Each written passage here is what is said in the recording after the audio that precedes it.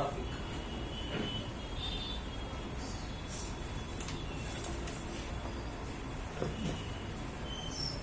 पहिलं तर आपल्याला एक सीपीयू काढून घ्यायचं.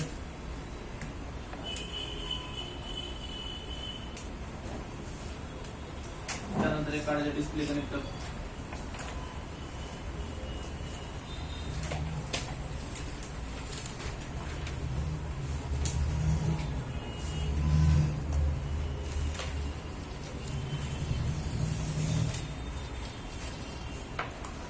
डिस्प्ले कनेक्टर असं काढा. आता सांगतो कसं काढायचं.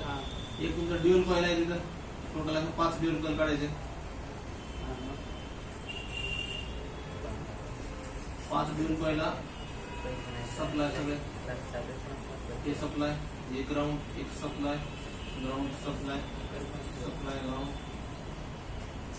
सप्लाय. आणि ड्युअल कॉइलला जे वरच्या बाजूला सप्लाय आलेले सगळे हे आले आपल्याला सीपीयू म्हणून.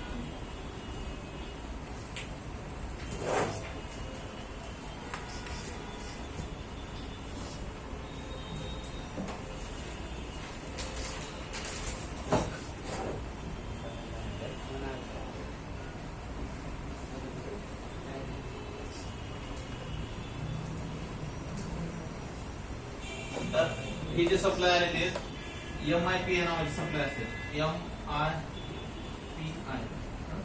त्यामध्ये टोटल सप्लाय असतात आपले 10. टोटल कुठून आले आपल्याला सीपीयू म्हणून आले.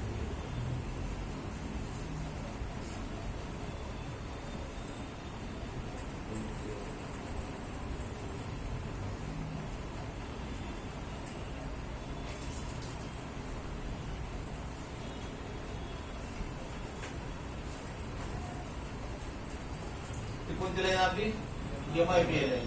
आता ड्युअल कॉइलला जे एका कॉइलला 2 सप्लाय आहेत, तर हे 10 सप्लाय आपल्याला फुल टेस्टिंग करताना जसं आपण डिस्प्लेची लाईट सेक्शनचं बघितलं की अनोडला रिडिंग आली पाहिजे, तसं आपल्याला आली नाही आता. तसं ह्याला पण या 10 सप्लायला काय आली पाहिजे, फर्स्ट रिडिंग आली पाहिजे. जर याच्यामध्ये रिडिंग भेटली नाही आपल्याला तर काय करायचं सांगा पुढे. बघा वरचे 10 सप्लाय बघितलं आपण. त्याला टोटल 2 रिडिंग येईल, एक येईल ग्राउंड येईल, 2 रिडिंग, एक ग्राउंड, असं टोटल असे 10 पिन आहेत.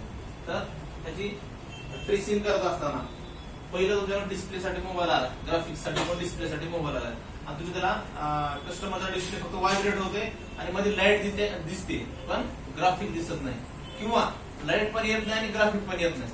व्हायब्रेट होते मोबाईल, कॉल येते जाते किंवा चार्जिंग लावलं की 2 एम्पियर घेते, पण डिस्प्लेच दाखवत नाही आपल्याला. आपण त्याला लाईट प्रॉब्लेम म्हणू शकतो का? ग्राफिक आणि लाईट दोन्ही दिसत नाही म्हटल्यावर कशाचा प्रॉब्लेम आहे? ग्राफिकचा आहे. फक्त लाईट दिसत नाही तर लाईट प्रॉब्लेम आहे. तर त्याच्यामध्ये तुम्हाला पहिलं चेक करायचं, दुसरा डिस्प्ले लावून वरच्यावर, डिस्प्ले फ्रेमच्या बाहेर काढायचं नाही कधीच. वरच्यावर लावून बघायचं, ओरिजिनल लावून बघायचं किंवा दुसरा लावून बघायचं, 2-3 दुकानात जाऊन बघायचं. कधी कधी व्हर्जन मॅच होत नाही, कधी कधी अपडेट झाल्यामुळे प्रॉब्लेम येते. तर अगोदर मदरबोर्डवर छेडछाड केल्यापेक्षा पहिलं डिस्प्ले चेक करायचं. पहिलं काम काय आपलं, डिस्प्ले चेक करणे. त्यानंतर त्याचं कनेक्टर चेक करणे. डिस्प्ले चेक केल्यानंतर काय करायचं, कनेक्टर फुटलंय का, किंवा काही पिना लूज असतात खाली, बॅटरी फुगली आपली. बघा ही जर बॅटरी फुगली तर त्यासोबत काय होतंय, हे स्ट्रिप पण आत धरते वरी, आणि खाली जे कनेक्टर आहे ड्राय सोल्ड होत जाते. तर लूज जरी असेल तरी ग्राफिक येत नाही. बरेच माझ्याकडे मोबाईल असे बॅटरी फुगलेली, कस्टमर दुकानदार येतात असं डिस्प्ले लावून बघितलो आणि ग्राफिक असे बदलून द्या. चेक करता मी डायरेक्ट कधी आयसी कडे हात घालत नाही. पहिलं बघायचं आपल्याला कनेक्टर असं वरून दिसत नाही कस्टमरला, दुकानदारला. असं वरून जर बघितलं कनेक्टर आपल्याला खराब दिसतंय का, नाही दिसत. त्याला बघायचं किंवा चिमट्यानं बघायचं, चिमट्यानं एक पॉईंट आपल्याला हालतंय का बघायचं, त्याला व्यवस्थित आहे का. तर त्याला नुसतं ड्राय सोल्ड केलो आपण, रिसोल्डर केलो तरी प्रॉब्लेम सॉल्व्ह. आपण आयसी त्यांना सांगितलं आयसी बदलली आयसी आहे त्या 600, 800, 1000 असे आपण घेऊ शकतो. जर त्याने दिला असता आपल्याकडे कनेक्टर बदला तर आपण 200 रुपये घेत असतो, किंवा चेक करून सांगा काय प्रॉब्लेम आहे, आपण कनेक्टर बदला 200 रुपये लागतो. तर त्यानं डायरेक्टर म्हणलं आपल्याला आयसी बदला, आपण आयसी बदलायची. तर त्यानं आपल्यापेक्षा शहाणा आहे का, ठीक आहे शहाणा. तर त्याच्यानंतर आपल्याला कनेक्टरच्या कनेक्टर पण चेक करायचा, कनेक्टरच्या पिन लूज आहेत का चेक करायचं, किंवा जुन्याच डिस्प्लेवरच्या काही कनेक्टर लूज आहे का बघायचं. तर हे आपली बेसिक गोष्टी पहिले चेक करायचं. नेक्स्ट जे आहे आपलं, जे आपलं डिस्प्ले कनेक्टर आहे, डिस्प्ले कनेक्टर मधलं काय चेक करायचंय, टोटल MIPA लाईन किती लाईन आहेत आपल्या, 10 लाईन.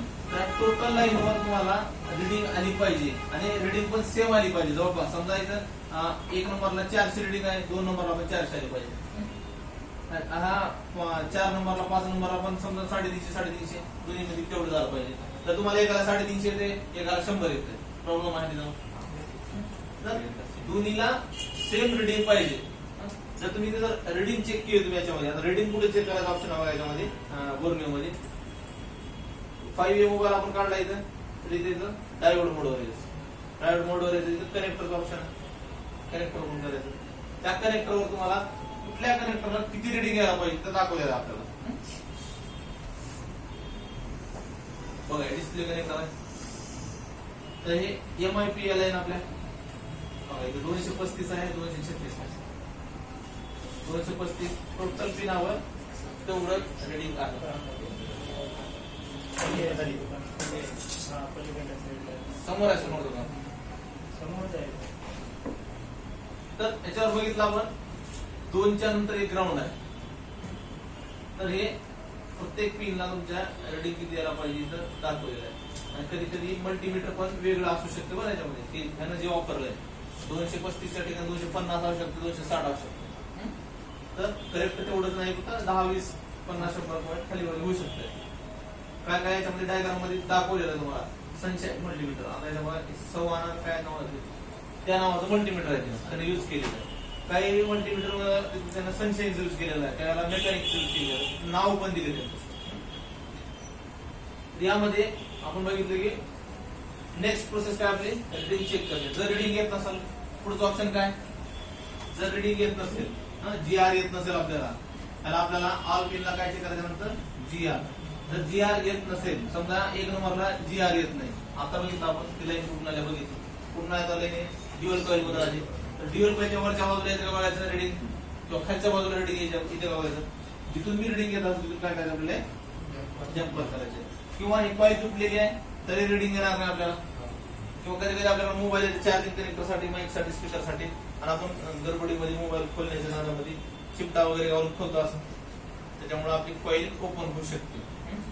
नंतर आपल्याला लक्षात येईल की कॉइल निघाली आहे किंवा नाही, किंवा ज्याला नॉलेज आहे त्या कॉइल बद्दलचं, सगळ्याला नॉलेज आहे कॉइलचं, कॉइलला काय करू शकतो आपण जम्पर करू शकतो. ड्युअल कॉइल आहे आपली, ही नॉर्मल कॉइल आहे, त्याच्यामुळे आपण याला काय करू शकतो, निघाली जरी तर जम्पर करू शकतो, किंवा दुसरी कॉइल पण आपण टाकू शकतो. तर आता समजा हे समजेल आपल्या सगळ्यांना, पण रिडिंगच तुमची वरच्या बाजूला येत नाही. आता सांगा, रिडिंगच इथे येत नाही, ती लाईन कुठे आहे आपली CPU मध्ये गेली. मग काय करणार तुम्ही आता, CPU काढून रिव्हॉल्व करून बसवणार. CPU काढून रिव्हॉल्व केला तरी आलं नाही रिडिंग, सांगा आता. हा, तर मधला जे मदरबोर्ड आहे, मदरबोर्डची लाईन बी कट होऊ शकते आपली, समजले. मग त्याला सोल्युशन काय,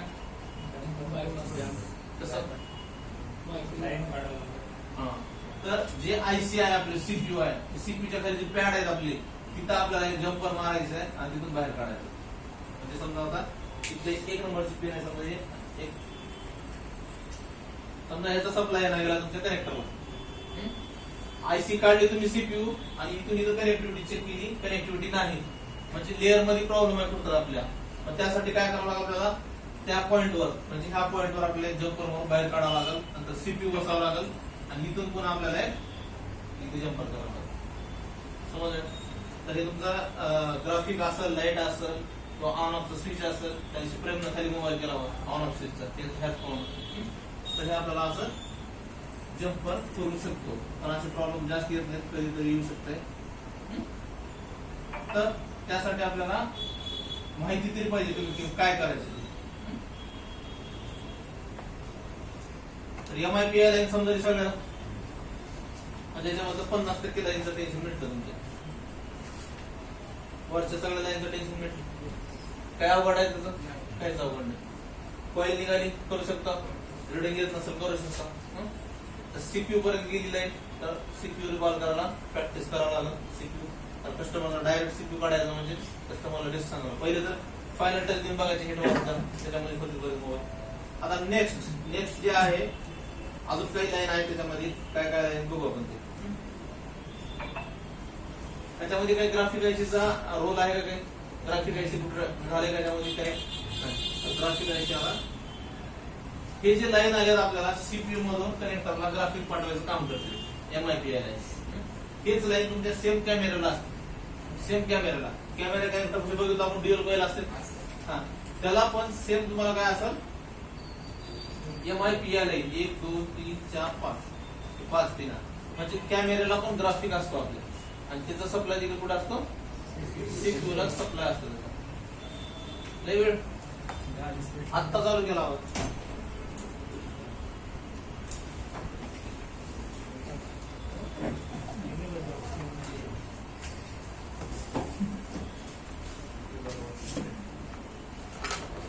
तर ग्राफिक्स साठी पहिला आपल्याला चेक करायचे 10 पिनला सप्लाय येतो का, 10 पिनला रीडिंग येते का. रीडिंग येत नसेल तर आपल्याला जम्पर करता येते आणि किंवा ड्युअल कॉइल चेंज करता येते. ड्युअल कॉइल कुठलेही टाकू शकता, स्क्रॅप बोर्डवरचे, तुमचा कॅमेरा बसला पण टाका किंवा ग्राफिक बसलं पण टाका. आणि काही ठिकाणी तुम्हाला जर एक कॉइल दिल्या नसतील तर तुम्हाला लो व्हॅल्यूचे रजिस्टर दिले असतील, 10 रजिस्टर दिले असतील लाईन. एक तर इथे दिलं असेल किंवा तुमच्या सीपीयूच्या बाजूला पण दिलं असेल. समजलंय? तर हे MIPI लाईन आहे. एक तर तुम्हाला ड्युअल कॉइल येते, त्याला ड्युअल कॉइल येतील किंवा मग लो व्हॅल्यूज काय येतील रजिस्टर येतील. तर ह्या दोन्हीला पण आपल्याला जम्पर करता येते आणि बायपास करता येते. तर नेक्स्ट जे बघायचं आपल्याला ग्राफिक मध्ये, तर ग्राफिक मध्ये जे पिन ऍड झाले अजून जे, तर यामध्ये आले BSP BSN,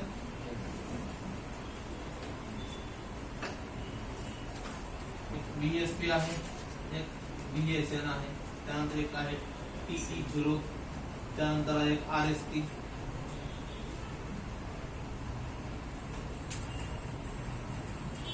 तर सगळ्यात महत्वाचं जे आहे ग्राफिक मध्ये, तर हे BSP आणि VSN. BSP आणि VSN येते तुमच्या ग्राफिक आयसी मध्ये. कुठे येते? ग्राफिक आयसी वगैरे आहे तुमचे ग्राफिक आयसी. आणि यामध्ये दोन लाईन आहेत BSP आणि VSN. तर BSP म्हणजे +5 व्होल्ट असतं, +5 व्होल्ट, आणि VSN म्हणजे -5 व्होल्ट.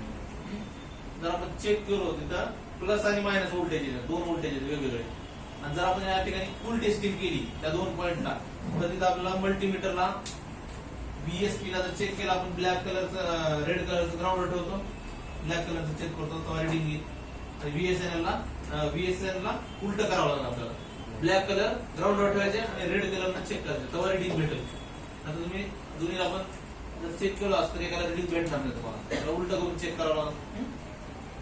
आणि ऑन केल्यानंतर तुम्हाला त्या लाईनला काय आलं पाहिजे, 5 व्होल्ट प्लस 5 व्होल्ट मायनस हे व्होल्टेज आलं पाहिजे, तर तुमचं ग्राफिक आयसी ओके आहे. जर तुमचं व्होल्टेज ओके आहे, सगळ्या लाईन ओके आहेत आणि तरी बी ग्राफिक येत नसेल तर अजून काय काय असतं समजून. पहिला आपण ग्राफिक आयसी कशी वर्क होते बघू.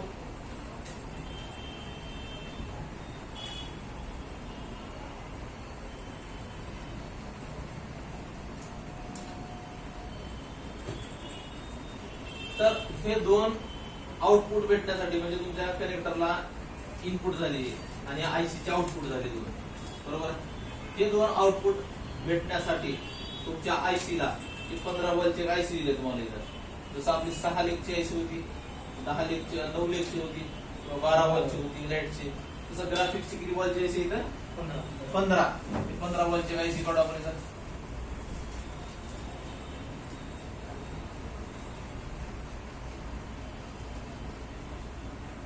तर त्याच्यामधून 2 आउटपुट आले. कोणते कोणते आले?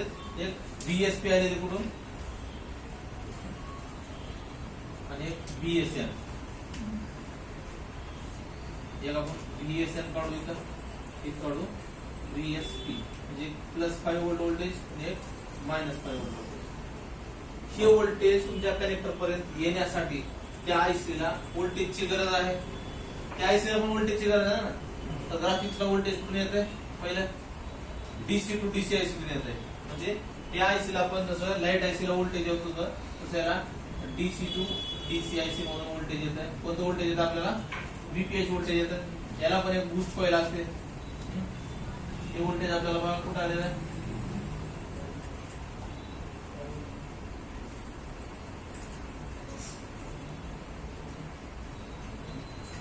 बघा एक व्होल्टेज आले 2 नंबरच्या पिनला इथं आणि एक व्होल्टेज आले आपल्या इथं त्या खालीच आणि आले इथं. हे काय आपलं VPH सप्लाय, VPH व्होल्टेज 4.2. त्याला इनपुट भेटलं तर त्याला आउटपुट काढणार आहे. ते लक्षात ठेवा. म्हणजे त्याला इनपुट कुठलं भेटणार आहे? VPH सप्लाय भेटणार आहे. फक्त VPH व्होल्टेज भेटूनच काम करत नाही त्यानं. तर सीपीयू म्हणून I2C सिग्नल आलेला असतं. जसं आपल्या 12 वरच्या बॉल आयसीला I2C सिग्नल आहे लाईट आयसीला, तसं याला पण सीपीयू म्हणून काय येतात? I2C signal. I2C सिग्नल जे आहेत या ठिकाणी बघा 2 सिग्नल जे दिसत आहेत.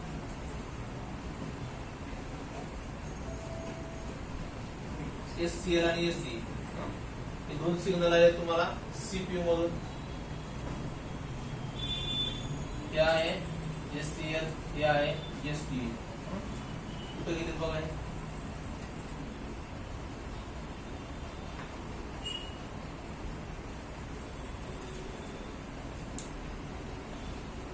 इथे सप्लाय आला, इथे सप्लाय. I2C ला पण व्होल्टेज येते आणखी त्यामध्ये 2.2 के चे रेजिस्टर लावलेले.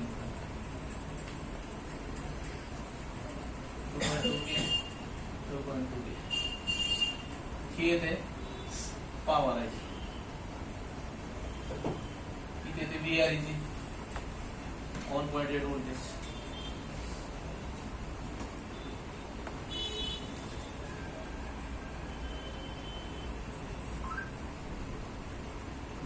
इथे लावलेलं रजिस्टर आपल्याला आले का 2.2 के चे आणि रेड कलरचे जे दिसते व्होल्टेज तुमचं आले पॉवर आहे.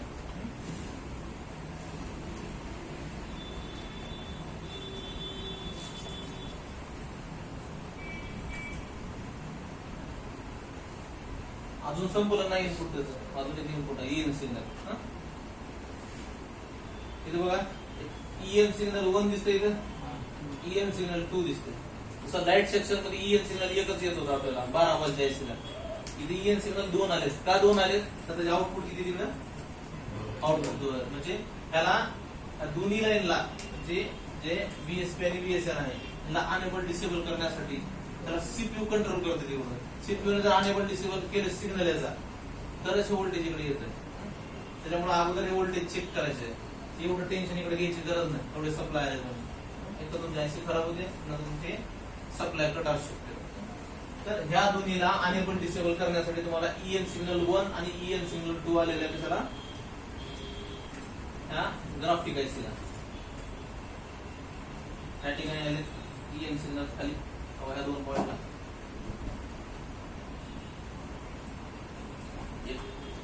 EN1 EN2 हे देखील सप्लाय कुठे आहे तुमच्या सीपीयू.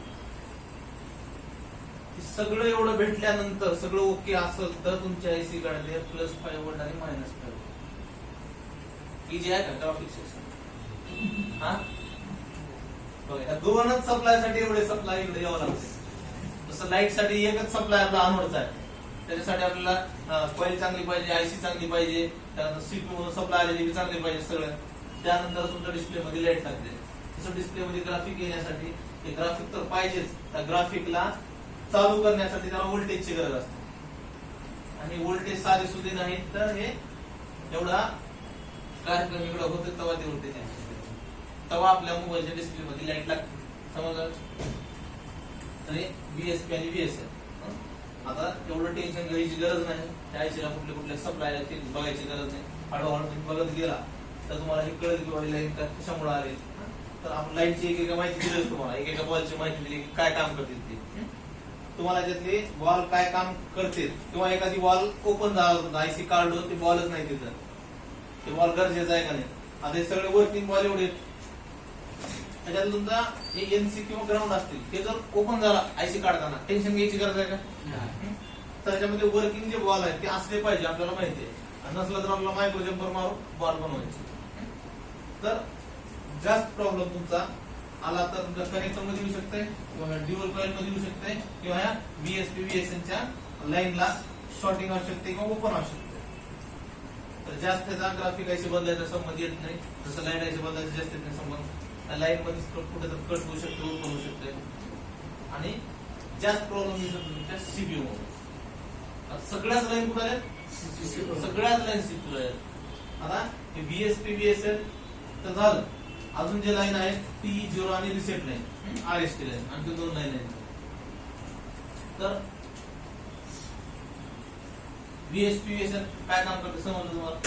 ग्राफिक्स साठी व्होल्टेज देते, जसं अनोड लाईट साठी व्होल्टेज देते, तसं बीएसपी बीएसएन काय करते, ग्राफिक्स साठी व्होल्टेज देते आपल्या डिस्प्ले कनेक्टरला. समजलं. तर टी0 आणि टी0 प्रॉब्लेम काय बघा, तर ही लाईन तुमची डायरेक्ट सीपीयू ला गेली. टी0 आणि टी0चं काम आहे थेरिंग लाईन आहे. थेरिंग लाईन म्हणजे जुन्या पिक्चरचे सीडी वगैरे लावतात आपण, कॅसेट अडकायचे बा, हिरो आकडे तिकडे पडायचे असे, किंवा मध्येच वेगवेगळे दाखवायचं, मुडके इकडे जायचे, पाय इकडे जायचे. तसा प्रॉब्लेम आपल्या मोबाईलला पण येतो, तुम्ही बघितला नसेल आतापर्यंत. किंवा काही मोबाईल आपला फुटल्यानंतर लाईनिंग येते बा, लाईनिंग येते, वाकडे तिकडे चित्र होते, किंवा फडफड करते कधी कधी, किंवा कधी कधी मुंग्या येतात, कधी कधी ग्रीन डिस्प्ले येते, एकदम मुंग्या येतात कधी कधी. तर हे जे प्रॉब्लेम येतात कशामुळे येते, तुमच्या टी0 ह्या लाईन मुळे. टी0 एकदा तुमचा डिस्प्ले खराब असं होऊ शकतं तसं, किंवा तुमचे टी0 ची लाईन जरी कट असेल, ओपन असेल, तरी देखील हे प्रॉब्लेम येतो. मग त्याच्यासाठी सोल्युशन काय, सीपीयू रिव्हॉल्व करणे. तर त्या टी0 मुळे प्रॉब्लेम येतो. नेक्स्ट आहे आरएसटी लाईन. आरएसटी लाईन कशासाठी, जर तुमचा रिसेट लाईन असते थोडक्यात, जर तुमचा डिस्प्ले लागलेला असेल तरच सीपीयू तुम्हाला ग्राफिक भेटतंय, म्हणजे ग्राफिक देत. जर तुम्ही डिस्प्ले ऑन केला, मोबाईल ऑन केला आणि डिस्प्ले नंतर लावलाय, डिस्प्ले येते का आपल्याला, नाही डिस्प्ले, नंतर आपल्याला स्विच ऑफ करून ऑन करावं लागतं बघा.